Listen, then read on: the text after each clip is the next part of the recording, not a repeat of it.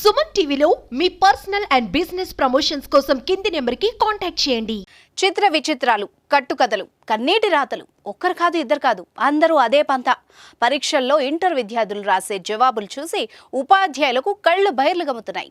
అడిగిన ప్రశ్నలకు జవాబు తప్ప అన్నీ రాస్తున్నారు. ఏది రాసినా చివరకు సార్ దయచేసి నన్ను పాస్ చేయండి అని మాత్రం రాయడం మర్చిపోవట్లేదు. విద్యార్థులు రాసిన రాతలు చూస్తే మీరు పగలబడి నవ్వుతారు. ఇంతకీ వాళ్ళు ఏం రాశారో ఓసారి చూద్దాం.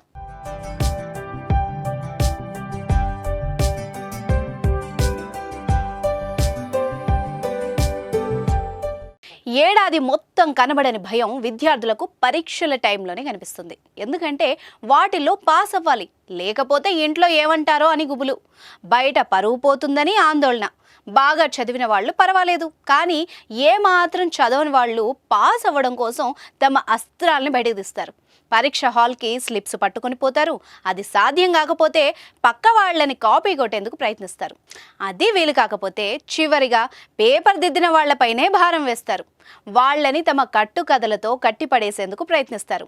ఇప్పుడు బీహార్లో ఇంటర్ పరీక్షల్లోనూ ఇదే జరుగుతోంది. పరీక్షలు పూర్తయ్యాక పేపర్ దిద్దుతున్న ఉపాధ్యాయులకు విద్యార్థులు రాసిన ఆన్సర్స్ చూసి మతిపోతోంది. మెజారిటీ విద్యార్థులు తమ బాధలు చెప్పి పాస్ చేయాలని కోరుకుంటున్నారు.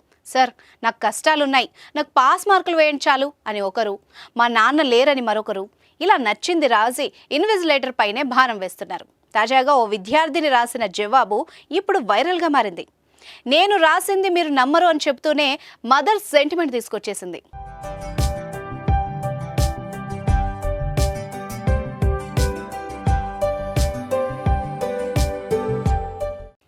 నమస్కారం మేడం లేదా సార్, నేను జ్యోతి సార్, దయచేసి నా మాటల్ని అర్థం చేసుకోవడానికి ప్రయత్నించండి. ఎందుకంటే ఇది చెప్పడం నాకు చాలా ముఖ్యం.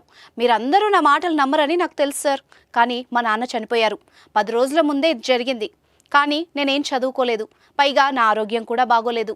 దయచేసి నన్ను పాస్ చేయండి ప్లీజ్ సార్ అంటూ తన బాధను చెప్పుకుంది. ఆమె జవాబు చూసి ఇన్విజిలేటర్లు అవాక్కయ్యారు. ఇక ప్రతిరోజు విచిత్రమైన సందేశాలు వస్తున్నాయి. భావోద్వేగ సందేశాలను విద్యార్థులు రాస్తున్నారు. ఇలాంటి జవాబులు చూసి ఉపాధ్యాయులు ఆందోళన చెందుతున్నారు. విద్యార్థులు చదువుపై ఏకాగ్రత పెట్టి పరీక్షలు రాయాలి, కానీ ఇలా చేయడం ఏంటని ఆశ్చర్యపోతున్నారు. ఒక్క బీహార్లోనే కాదు, చాలా చోట్ల ఇలాంటి విద్యార్థులు ఉంటారు.